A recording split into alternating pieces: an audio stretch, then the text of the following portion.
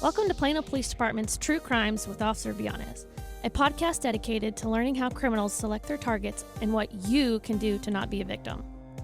During each program, police officer, crime prevention specialist, and certified speaking professional Chris Bianes teams up with a safety expert to discover crime trends and how you can protect yourself. Because that's what this podcast is all about, increasing the safety for you, your family, identity, and property. It's Plano Police Department's True Crimes with Officer Bianes. Take it away, Chris. Welcome to True Crimes. I'm your host, Officer Chris Bianes. Joining me today is Detective Jeff Fisher from the Plano Police Department Financial Crimes Unit. Detective Fisher, welcome to the program. Thank you. Happy to be here today. What are we talking about today? Today we're talking about cryptocurrency scams. So why would that be important for anyone who's watching or listening in? Well, that's particularly important because they are an increasing crime trend, and the losses, the financial losses from these scams, in some cases are people's entire life savings. They are highly lucrative for the scammers, and people are losing thousands and thousands of dollars, if not their life savings. Okay, that's why it's very important. So can you tell us about a true crime that you actually worked? Yeah, recently we've had several new cases in Plano that have been reported to us. Typically they're with elderly victims, and they are getting scammed through various means, whether it's phone calls, emails, clicking on a bad link, or something like that. But we recently had an elderly lady who was duped into withdrawing over $30,000 from her bank account that she used for her savings and retirement fund and things like that.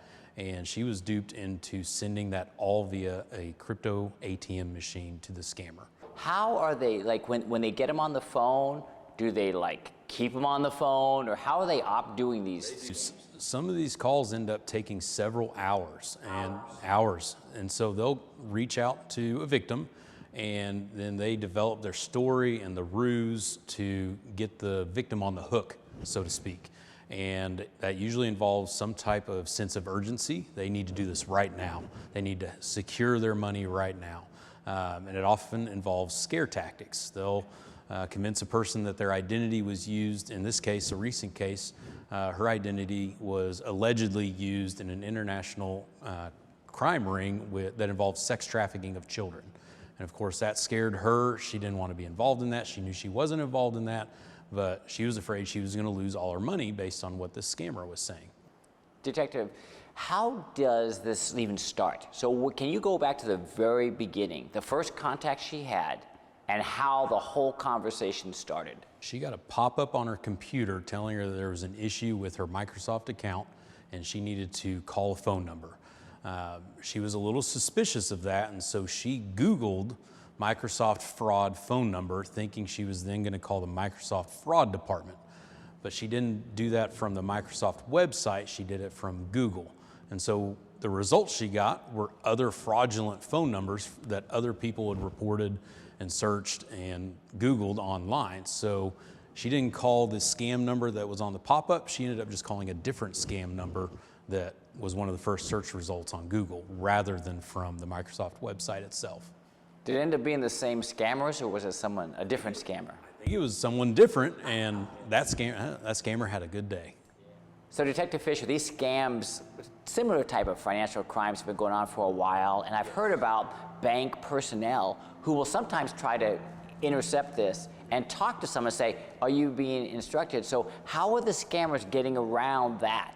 Scammers a lot of times are coaching the victims and letting them know ahead of time when they're on the way to their local bank that, hey, if the teller or the personal banker asks you what you're doing with these funds, because the banks nowadays are trying to help mitigate these losses, because again, victims are losing everything. So the tellers may be a little bit nosy and say, hey, what are you doing with your funds today? Or I notice this is a little bit out of the ordinary for your account history. What do you got going on today? And in this recent case, the victim was coached to tell the teller that she was working on some home renovations and her contractor was going to give her a huge cash discount if she paid in cash today.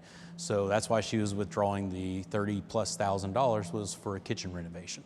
And so that doesn't sound out of the ordinary for a normal kitchen renovation, so to speak. And so she was able to withdraw all that money without any issue, but the banks are trying to be a little bit nosy. But again, as a client, it's your money, you have access to your money. They can try and mitigate any scams, but if you tell them and a scammer has coached you with a good story on why you need your funds and why you need it right now, in this case again, I can get a huge discount on my home renovation if I get this money done today, then victims are withdrawing or liquidating their accounts, so to speak, and being coached by the scammers to do so. So Detective Fisher, in the beginning part of the story, the lady got a pop-up and was told it was Microsoft. And then you mentioned something about sex trafficking or something like that, money laundering. Was that a different case? No, that was the same one. So how did it go from you got a pop-up, call Microsoft, and then how did they turn it to something else? So, from talking to some of these victims, these stories that they're given by the scammers are so ornate and almost just discombobulated. There's so many different facets to it, but it's part of the scammers creating fear and a sense of urgency of why a victim needs to send this money or take care of this right now. And victims end up getting tunnel vision and so focused on taking care of the problem and not wanting to be involved in this case in sex trafficking or something like that, because that sounds scary to any normal, reasonable human being. They aren't involved in that, they don't want to be, but they hear that they're associated with it by someone that they believe is trying to help them, and so that gets them again on the hook and they want to take care of it right now. Detective Fisher, can you give us an example of another scam you've seen in Plano? Sure. Another one is where a victim gets an email for a subscription service. Maybe it's an antivirus program or something like that. And if they don't want to renew that subscription, they can call a number and get a refund. And those end up being where the scammers try to help them process a refund. Oftentimes they end up downloading a program to their computer that lets the scammer remote access into the computer, so they can control the screen, see everything that the victim is doing. And so the victim will log into their online banking on their computer while the scammer's watching, and the scammer will say, okay, you're owed a refund of $700 for this year-long subscription, enter that amount into the box. And so the victim will enter $700, and then before they hit submit, the scammer, since they've remote logged into it, will add a 0 or even 2 zeros. And so instead of getting a refund of $700, now they accidentally gave them $7,000 refund. And then the scammer will say, oh my gosh, I'm gonna lose my job. This is a huge mistake. I gotta take care of my family. I can't afford to lose my job. I need that money back. And so the victim, not wanting to steal $7,000 or recognizing a simple human error, will then go to the bank and get $7,000 out, thinking they got $7,000 mistakenly refunded, and then go and send it through the crypto ATM. They never actually got that money. That's all the scammers using the computer remote access to trick them and make it look like it is on the screen, but they never actually got that money. I'm thinking some people who are watching or listening are thinking, how would they fall for that? Wouldn't they look in their bank and see that the $7,000 wasn't there? So how do they get around that? They're creating, again, that sense of urgency and then almost a sense of fear. Like in this case, I'm gonna lose my job. This is a huge mistake I just made. I'm so sorry. I mistyped in the refund amount and I sent you $7,000 instead of $700. I've got to get that money back or I'm gonna lose my job. I can't feed my family. And it just creates a sense of fear and urgency. And so the victim then, trying to be a good person, sends the money back, but they're sending their own money, not money that ever came from the scammer. Detective Fisher, what is another example that you've seen in Plano? Another common one that we've seen is where the scammer is talking to you on the phone and they convince you that your money is in danger. Your bank account has somehow been compromised and you need to move your money before the people that have hacked your account can take it. And so they, again, create another sense of urgency and that all your money, your life savings is in danger. So we're gonna help you re-secure this money that's in your secure bank account into a crypto digital wallet. Okay, so there's a variety of ways they come at this. Yes. And there's probably, you probably can't warn us of all the things because they're always coming up with new things, right? But can you share with our listeners some things they can do to prevent themselves from losing money or their life savings? Yeah, so in the case where it was the refund scam, where the victim's card was allegedly charged for subscription renewal, the victim can always then log into their bank account or their credit card account and look for that charge on their statement. If there's no charge, that's going to be a scam.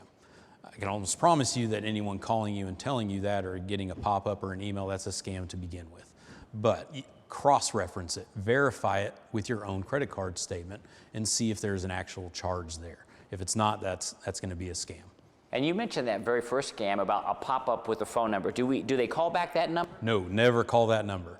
And what you have to do, instead of in that other case, it's good to be skeptical of that number, but you can't Google, say, a company's phone number for their fraud department. You got to go to that company's website itself and go to their Contact Me page or their FAQ, the fax page, and look for that direct contact on their website, not through a search engine or Google or something like that, because you'll end up getting just a result for another scam number that someone else has also searched. So you're saying look up the numbers yourself. Yes. And call the legitimate number. Call the legitimate number. Another thing to do is slow down. If they're creating that sense of urgency, hang up, slow down, cross-reference with your own bank account, call someone you trust and say, hey, this sounds kind of weird. Do you think it's something I should look into? Do you think it's something that I need to take care of? Or is it a scam? Call someone you trust, whether that's a family member or even walking into your local bank branch and sitting down with a bank teller or personal banker and talking with them. Or you can always call the Plano Police Department and talk to the Fraud and Forgery Unit. So the faster they need your money, the more you need to slow down. Yes. And do you see a lot of times where if someone's on the phone with a scammer and then they hang up and they talk to someone else, that they end up being scammed? Or if they do talk to someone trustworthy, does it fall apart, for the scam fall apart? It oftentimes falls apart, but those scammers are relentless. If you hang up, they will keep trying to call. And they'll then maybe pass you to their manager or to their associate or their financial advisor, whoever, and that's all just another ruse and a scam to sound more legitimate. And they'll give them, a title, our branch manager, or again, our financial advisor, our head financial advisor, and they're just passing you to the scammer sitting at the desk next to them.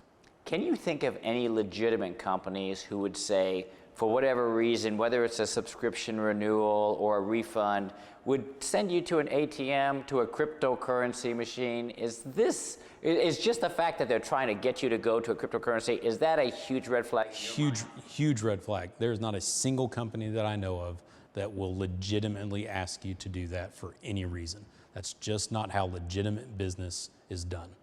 So if they're asking you to go to a cryptocurrency place, you're being scammed. You are being scammed and you are going to lose the money. Any final thoughts you have for the listeners? With the cryptocurrency scams and the nature of digital assets, when you send that money to a digital wallet or a digital address or even using that QR code that the scammers often send, that money is gone. Those are non-refundable, irreversible. The nature of cryptocurrency and digital wallets is anonymity. It removes the legitimate banks and as the middleman, it removes them. So it's one user to the end user, point A to point B, rather than A to B being your local bank, then to the end user C. It cuts out the bank and it just goes from me straight to you, and there's no way to undo it. It's non-refundable and it's anonymous. There is very little way to find out who is behind it, and if we can, they're almost always overseas to where we can't touch it. So you put your money in a cryptocurrency machine, you can kiss it goodbye. It's gone. It is gone, and we cannot help you. Well, invaluable information. Thank you so much for joining us today. You're welcome. Thank you. Happy to be here.